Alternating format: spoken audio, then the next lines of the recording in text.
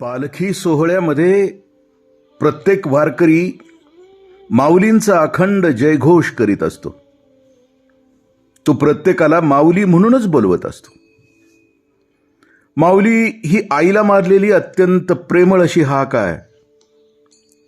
सकल संत प्रत्येक जीवामध्ये ईश्वराचा अंश पाहत असतात. आईचे आणि माऊलीचे प्रेम हे जगातले सर्वात निरपेक्ष आणि व्यापक असे प्रेम आहे.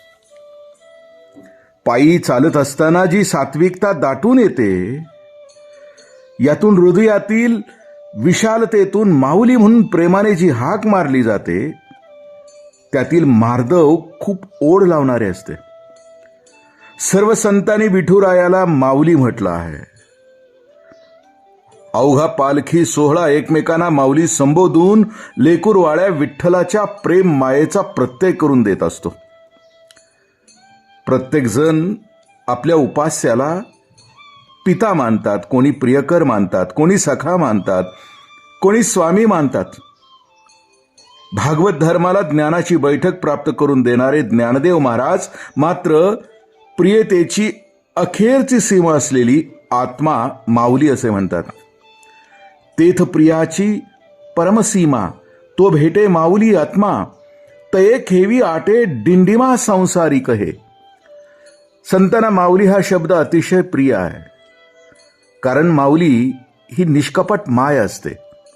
ती लेकरांच्या मध्ये भेदभाव करत नाही. जाणे ताने म्हणजे जाणते नेणते असा कधी भेद करत नाही. सर्वांच्यावर समान प्रेम करते. संसारिकांना सुद्धा जवळीक देऊन खांद्यावर घेऊन चालणारे संत आणि विठ्ठल असतात. कसे असतात संत आणि विठ्ठल कसे असतात तर माऊली म्हणतात, तू संसार श्रांताची सावली, अनाथ जीवांची माऊली. खरोखर तुझीच कृपा आम्हावर प्रसवली आहे. संत आणि विठ्ठल आपल्या लेकराला पोसण्यासाठी जिव्हारीची गाठी सोडून आपल्या हृदयाचे अमृत पाजत असतात, जेणेकरून लेकरू पुष्ट होईल आणि आनंदानं तृप्त होऊन नाचू लागेल. संत नामदेवरायांचे अभंग तर बालभावाने ओतप्रोत भरलेले आहेत. नामदेवराय, तू माझी माऊली, मी ओ तुझा ताना, पाजी प्रेमपाना पांडुरंगे. नामदेवराय मायलेकरांची अनेक रूपे आमच्या समोर आणतात. हरिणी अंतीचे पाडस आणतात, पक्षिणी अंतीचे पिल्लू आणतात, गोठ्यात बांधलेल्या वासराच्या माऊलीची भेटीसाठी सैरभैर झालेली दृष्टी आणतात, घरट्यात पक्षिणीच्या पंखाच्या उभेसाठी आणि तिच्या चोचीतल्या चाऱ्यासाठी असूसलेली पिलाची ती आर्त चिवचिव आणि वनात चुकलेल्या हरणीचा माग काढत निघालेल्या पाडसाची अगदी तडफड. ही वात्सल्याच्या नात्याची आर्तता भक्त आणि उपास्य पांडुरंग यांच्यामध्ये आणून भक्तीला परमप्रेम रूपाचे आयाम बहाल करतात. या वारीमध्ये चालताना एकच आस आहे, ती आहे विठ्ठल दर्शनाची. जसं की नामदेवराय म्हणतात की, प्रभाती चारियासी जाये पक्षिणी, पिलू वाट पाहे उपवासी. तैसे माझे मन करियो तुझी आस, चरण रात्रंदिवस चिंतित असे. पक्षिणी सकाळी चारा आणण्यासाठी गेलीये आणि पिलू दिवसभर इकडे वाट पाहता आहे. पक्षिणीला तिचे पंख आहेत, त्याच्यात बळ आहे, ती समर्थ आहे, पण तिचे पिलू दुबळे आहे. त्याच्या पंखामध्ये ताकद नाहीये, त्यामुळे ते अवघडलेलं आहे. ते तिला शोधू शकत नाहीये. तिने त्याच्या ओढीने परतायला हवे. ती चाऱ्यासाठी गेली आणि ते उपवाशी आहे.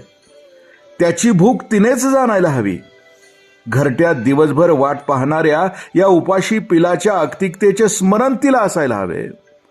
असं संबोधन करून विठाई माऊलीचे लक्ष खेचण्याचा ती प्रयत्न करते आहे. संत एकनाथ महाराजांना तर वैष्णवजन हेच आईच्या रूपामध्ये दिसतात. ते आईची उपमा देत असताना मत्स्य असेल तर मत्स्याई म्हणतात, कच्छ असेल तर कच्च्याई म्हणतात, वराह असेल तर वराई म्हणतात, आणि श्रीकृष्ण असेल तर कृष्णाई म्हणतात. आणि याच हाकेने ते विठुरायाला संबोधतात. अशा तऱ्हेनं मराठी संत परंपरा विठ्ठलाला मातृरूपानं अळवीत आहे आणि या वत्सल माऊलीचे स्तन्य पिऊन पुष्टी अनुभवत राहिली आहे. या पुष्टीच्या बळावर कळीकाळाला आव्हान देत जीवन आनंदाने आणि निर्भयतेने ते जगत आहे. माऊली माऊली माऊली. राम कृष्ण हरी. पुंडलिक वरदे हरी.